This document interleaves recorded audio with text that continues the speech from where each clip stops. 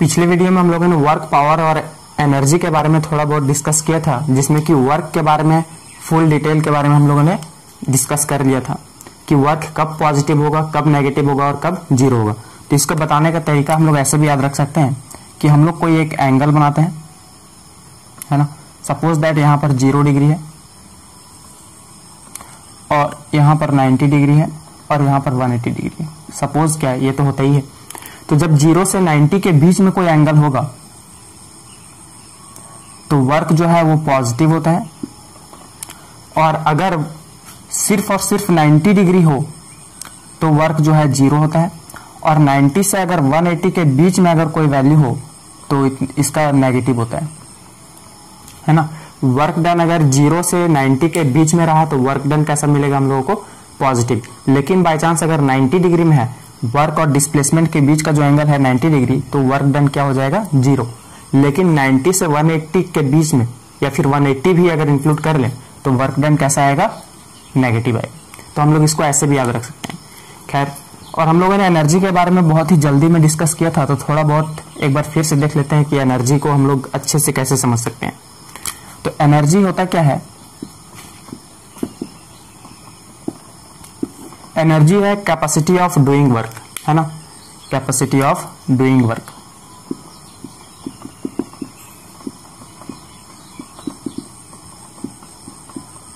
ये क्या होता है, कैपेसिटी ऑफ डूइंग वर्क। किसी भी बॉडी पर हम लोग जितना कैपेसिटी लगाते हैं वर्क करने के लिए, वही एज ए एनर्जी उस बॉडी पे क्या हो जाता है, रिस्टोर हो जाता है। सपोज दैट कि ये मार्कर है, अभी ये यहाँ पर पड़ा हुआ था, हमने इसको कुछ वर्क किया यहाँ से यहाँ तक शिफ्ट करने में, तो जो वर्क मैंने इस बॉडी पर किया, इट मीन्स ये मार्कर पर किया, वही वर्क एज ए एनर्जी इस बॉडी पे रिस्टोर हो गया। और एनर्जी तो बहुत तरह का होता है, मैकेनिकल एनर्जी, थर्मल एनर्जी, है ना, करंट, इलेक्ट्रिकल एनर्जी। तो हम लोग डिस्कस करने वाले हैं सिर्फ और सिर्फ मैकेनिकल एनर्जी के बारे में। तो मैकेनिकल एनर्जी के बारे में डिस्कस करने वाले, कौन सा एनर्जी के बारे में पढ़ेंगे हम लोग, सिर्फ और सिर्फ मैकेनिकल। तो ये मैकेनिकल एनर्जी होता क्या है, तो मैकेनिकल एनर्जी जो होता है वो दो तरह का होता है। सबसे पहला तो हम लोग काइनेटिक एनर्जी के बारे में पढ़ेंगे, और दूसरा एनर्जी के बारे में हम लोग पढ़ने वाले हैं पोटेंशियल एनर्जी।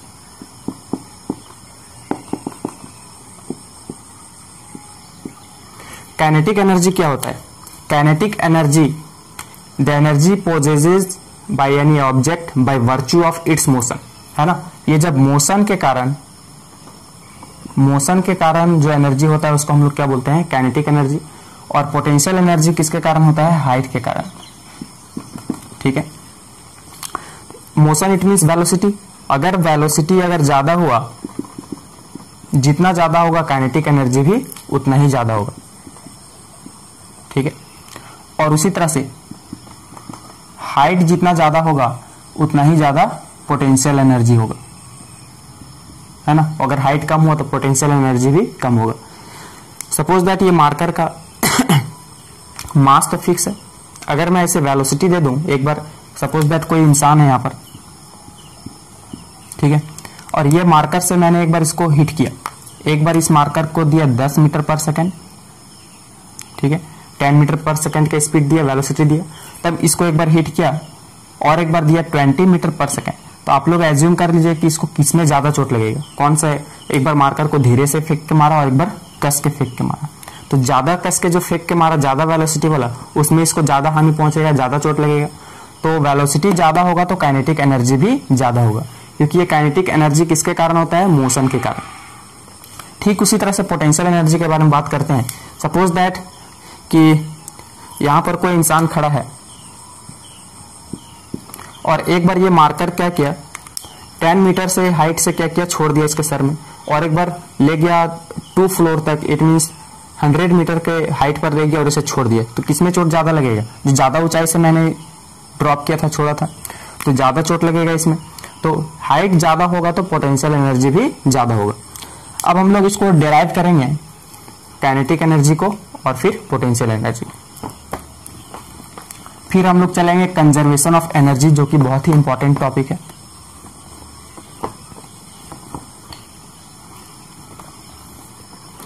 तो हम लोग सबसे पहले काइनेटिक एनर्जी के बारे में डिस्कस करने वाले हैं। अभी बताया कि जितना ज्यादा वेलोसिटी होगा उतना ही ज्यादा काइनेटिक एनर्जी होगा, और ये काइनेटिक एनर्जी किसके वजह से होता है? मोशन के कारण होता है। जिस बॉडी में मोशन होगा पक्का उसमें काइनेटिक एनर्जी होगा, है ना। वेलोसिटी जितना ज्यादा उतना ज्यादा ही काइनेटिक एनर्जी। तो हम लोग ये एज्यूम कर लेते हैं कि कोई एक बॉडी है और वो शुरू में रेस्ट में था, ठीक है। फिर टाइम के साथ, और इस बॉडी का मास है m, और थोड़े देर के बाद क्या हो गया? ये बॉडी जो है मोशन में आ गया, है ना। मास तो वही रहेगा, ये क्या आ गया? मोशन में आ गया। इसका वेलोसिटी हो गया v। इसका जो रेस्ट कहने का मतलब जो इनिशियल वेलोसिटी है वो 0 है, वो रुका हुआ था। और यहाँ पर मास चेंज नहीं होगा। क्यों नहीं होगा? क्योंकि हम लोग जो वेलोसिटी ले रहे हैं वो लाइट के स्पीड के बराबर नहीं ले रहे हैं, है ना। तो ये रेस्ट मास वाला जो फॉर्मूला होता है m is equal to m not by √1 minus v square by c square. तो ये फॉर्मूला उसी में एप्लीकेबल होता है जब लाइट के स्पीड से किसी पार्टिकल को वेलोसिटी दिया जाए तब उसका मास चेंज होता है। लेकिन अगर हम लोग ऐसे ही, वो जो कोई पॉसिबल भी नहीं है, हम लोग वेलोसिटी दे रहे हैं नॉर्मल, तो इसमें मास तो चेंज होने का कोई इफेक्ट होगा नहीं। तो हम लोगों ने क्या माना कि एक बॉडी है m मास का, जो कि इनिशियली वो रेस्ट में था, फिर कुछ टाइम बाद क्या हुआ? वह बॉडी मोशन में आ गया, वेलोसिटी उसका v हो गया। अब हम लोग क्या करेंगे? दो फॉर्मूला का यूज करेंगे। एक फॉर्मूला का यूज करेंगे v square minus u square is equal to 2as, और एक फॉर्मूला का यूज करेंगे f is equal to ma। अब ये दोनों हम लोग क्लास 9 में पढ़ चुके थे, और अगर नहीं पढ़े हैं तो कोई बड़ा पहाड़ है नहीं, देख लीजिए। v square minus u square is equal to 2as, f equals to ma। ये तो सबको को पता ही होता है। तो हम लोग क्या करेंगे? क्या बोला था कि एनर्जी एक तरह का क्या है? वर्क है। जो बॉडी पे हम लोग वर्क करते हैं वही work as a energy restore हो जाता है। तो हम लोग वर्क निकालते हैं। वर्क का फॉर्मूला क्या होता है? फोर्स इंटू डिस्प्लेसमेंट, ठीक है। तो वर्क जो होता है, फोर्स का वैल्यू क्या लिखेंगे? ma। ये बॉडी पे फोर्स कितना लग रहा है? मास m है, एक्सेलरेशन देंगे तभी तो इसका फोर्स लगाएंगे, तभी तो इसका वेलोसिटी चेंज हो रहा है। इनटू डिस्प्लेसमेंट को s से दिखाते हैं, है ना। और डिस्प्लेसमेंट के बारे में पिछले वीडियो में हम लोगों ने डिस्कस कर लिया था। तो यहां से अगर हम लोग s का वैल्यू निकालेंगे तो कितना हो जाएगा? v square minus u square upon 2a, multiply में उधर जाके डिवाइड में चल जाएगा। तो ये रहा।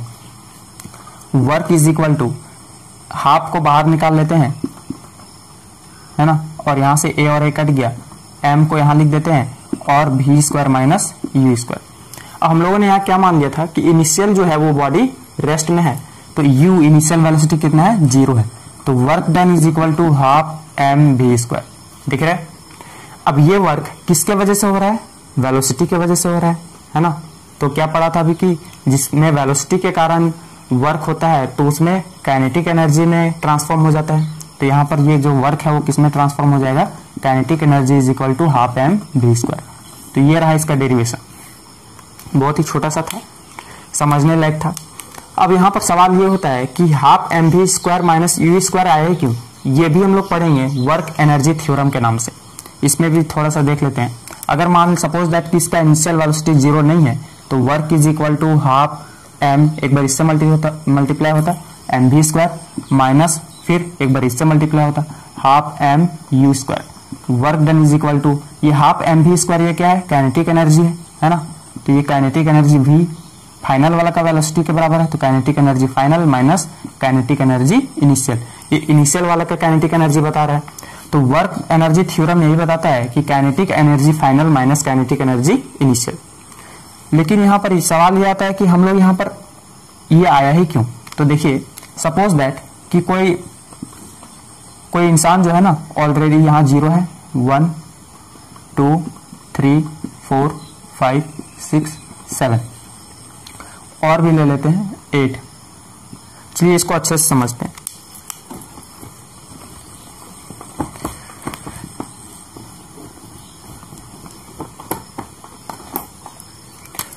है ना, ये रहा यहाँ 0 1 2 3 4 5 6 7 8। कोई बॉडी ऑलरेडी 2 में खड़ा था। हम लोगों ने जब इस पर नजर डाला तो ये 2 में ऑलरेडी पहले से ही खड़ा था। ये धीरे धीरे क्या हुआ, बढ़ते गया और 7 तक पहुंच गया। तो क्या हम लोग ऐसे बोलेंगे क्या कि ये बॉडी ना मेरे आते हुए हम लोग जब इसमें नजर डाला तो ये 7 मीटर तक ट्रेवल कर दिया? ये मीटर है, डिस्टेंस की बात कर रहे हैं। तो ऐसे तो नहीं बोल सकते हैं कि ये 7 मीटर तक मतलब डिस्प्लेस हो गया या फिर डिस्टेंस वो ट्रेवल किया। क्यों नहीं बोल सकते हैं? क्योंकि ये ऑलरेडी 2 पर ही था जब हम लोगों ने उसे देखा। तो क्या हो जाएगा, यहाँ पर हम लोग ऐसे काउंट कर सकते हैं, 2 से काउंट करेंगे 1 2 3 4 5। तो कितना आएगा आंसर? 5 आएगा। हम लोग क्या बोलेंगे कि ये 5 मीटर ट्रेवल किया है। ऐसा तो नहीं बोल देंगे ना कि वो 7 मीटर ट्रेवल किया है। क्यों नहीं बोलेंगे? क्योंकि वो ऑलरेडी 2 पर खड़ा था। तो 5 मीटर कैसे आया? हम लोग ऐसे बार बार तो काउंट नहीं करेंगे, अगर बहुत बड़ा रहा तो कर ही नहीं सकते। तो इसका करने का तरीका है फाइनल माइनस इनिशियल। फाइनल में अभी वो किस पोजीशन पर है? 7 मीटर पर है।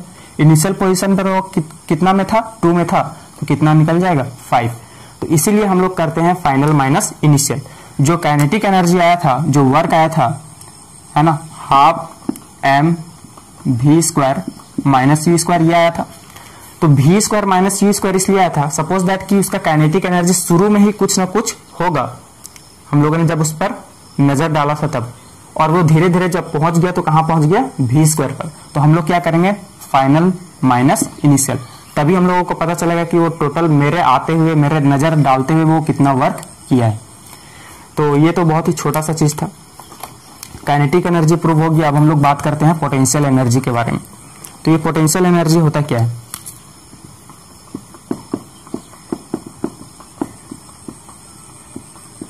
है ना?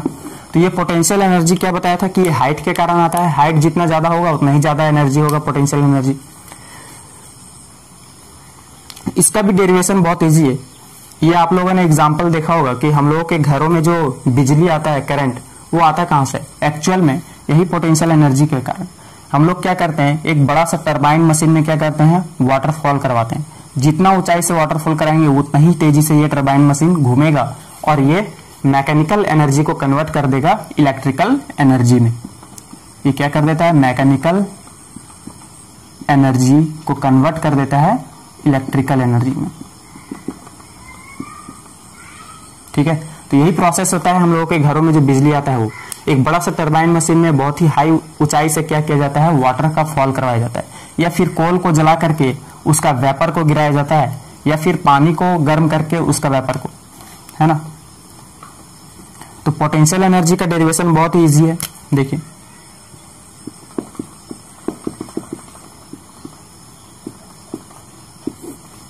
सपोज दैट कोई बॉडी है, ग्राउंड पे रखा हुआ था, इसको हम लोग ले गए यहां तक, h हाइट तक।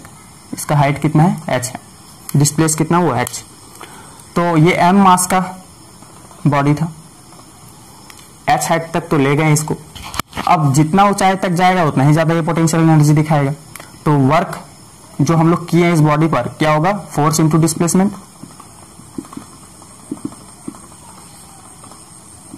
फोर्स क्या होता है? M A. लेकिन ये यहाँ पर एक्सेलरेशन आ रहा है, किसकी वजह से आ रहा है? Acceleration due to gravity. Gravitational force काम कर रहा है। अगर कोई बॉडी यहाँ पर है तो इसको छोड़ दूंगा तो कहां पर जाएगा? नीचे। अर्थ इसको खींचेगा ग्रेविटेशनल फोर्स से। तो इसका जो एक्सेलरेशन है वो होगा एक्सेलरेशन ड्यू टू ग्रेविटी। इसका एक्सेलरेशन किसके वजह से आ रहा है? ग्रेविटी के कारण। इसलिए यहाँ पर mg लिखेंगे। क्या लिखेंगे? mg। और डिस्प्लेसमेंट कितना हो रहा है? h। तो वर्क डन mgh। और ये वर्क किसके वजह से हो रहा है? हाइट के वजह से हो रहा है। तो ये वर्क किसमें ट्रांसफॉर्म हो जाएगा? पोटेंशियल एनर्जी में। तो potential energy is equal to mgh। तो एनर्जी इज नथिंग, एनर्जी कुछ नहीं है। एनर्जी क्या है कि कोई भी बॉडी पे हम लोग जितना वर्क करते हैं वही वर्क एज ए एनर्जी उस बॉडी पे रिस्टोर हो जाता है। अब ध्यान रखने वाला बात यह है कि वो काइनेटिक एनर्जी में ट्रांसफॉर्म होगा या फिर पोटेंशियल में। काइनेटिक एनर्जी में तभी ट्रांसफॉर्म होगा जब उसमें वेलोसिटी हो, और अगर हाइट हो तो हम लोग बोल सकते हैं कि वो पोटेंशियल एनर्जी में वो वर्क ट्रांसफॉर्म हो गया। अब हम लोग थोड़ा कंजर्वेशन ऑफ एनर्जी के बारे में बात कर लेते हैं, जो कि नेक्स्ट वीडियो में हम लोग उसको डिराइव भी करेंगे। लेकिन इससे पहले ये भी डिस्कस कर लेते हैं थोड़ा कि ये जो है ना वर्क डन, जो mgh आया पोटेंशियल एनर्जी, वो h हाइट नहीं, हाइट ही है लेकिन डिस्प्लेसमेंट है एक तरह का। ये भी याद रखिएगा। ऐसा नहीं कि इधर उधर ऐसे घुमा फिरा के ले गए इस बॉडी को यहाँ तक तो हम लोग सारे डिस्टेंस को काउंट नहीं करेंगे, सिर्फ इनिशियल और फाइनल का लंबा वाला हाइट वाला डिस्टेंस को काउंट करेंगे। तो ये ध्यान रखने वाला बात है। तो हम लोग बात करते हैं कंजर्वेशन ऑफ एनर्जी। तो कंजर्वेशन ऑफ एनर्जी क्या है?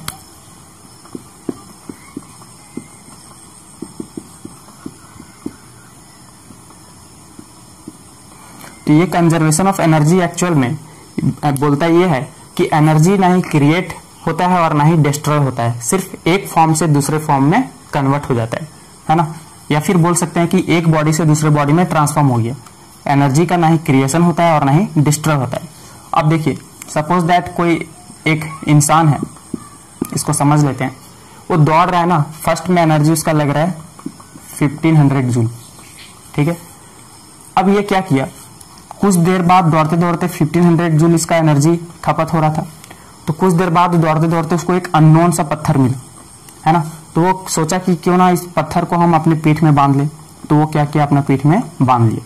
अब बांधने के बाद ये दौड़ने लगा, तो ऑटोमेटिक इसका जो स्पीड है, वेलोसिटी है, वो घट गया, है ना। इसका एनर्जी क्या हो गया, 1200 जूल हो गया। आप लोग बोलिए यहाँ पर तो डिस्ट्रॉय हो गया एनर्जी का।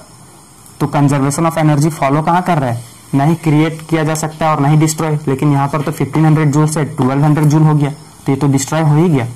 नहीं, डिस्ट्रॉय नहीं हुआ है। एक्चुअल में हुआ क्या, ये जो 1500 जूल था, अब इसका जो घट गया 1200 जूल, कितना घटा है, 300 जूल। तो 300 जूल इस पत्थर को मिल गया है, क्योंकि ये इस पर टाई है, ये भी अब कुछ वेलोसिटी दिखा रहा होगा। तो टोटल एनर्जी जो होता है वो क्या होता है, कंजर्व होता है। एनर्जी को क्रिएट नहीं किया जा सकता है और ना ही डिस्ट्रॉय किया जाता है। जितना शुरू में एनर्जी होगा उतना ही फाइनल में होगा। या तो एक बॉडी से दूसरे बॉडी में ट्रांसफॉर्म हो जाएगा, या फिर काइनेटिक एनर्जी पोटेंशियल दूसरे एनर्जी में कन्वर्ट हो जाएगा। तो एनर्जी को ना ही क्रिएट किया जा सकता है और ना ही डिस्ट्रॉय किया जाता है, सिर्फ एक फॉर्म से दूसरे फॉर्म में बदला जाएगा। तो हम लोग ये प्रूफ करने वाले हैं कि kinetic energy plus potential energy is equal to constant. ये हम लोग नेक्स्ट वीडियो में देखें। इसको थोड़ा समझ लीजिए कि अगर कोई इंसान का काइनेटिक एनर्जी है 1500 जूल, अगर थोड़ी देर बाद वो 1200 जूल हो गया, तो होगा क्या, वो 300 जूल पोटेंशियल एनर्जी में कन्वर्ट हो गया है। लेकिन कुल मिलाकर के जो देखा जाएगा वो 1500 जूल ही रहेगा, कभी भी वो चेंज नहीं करेगा। तो हम लोग इसको नेक्स्ट वीडियो में देखते हैं कि kinetic energy plus potential energy is equal to constant कैसे प्रूफ करेंगे कंजर्वेशन ऑफ एनर्जी को। तो यहाँ तक ही आज वीडियो रहने देते हैं। तो वीडियो कैसा पसंद आए तो लाइक, शेयर और कमेंट करिएगा। Thank you.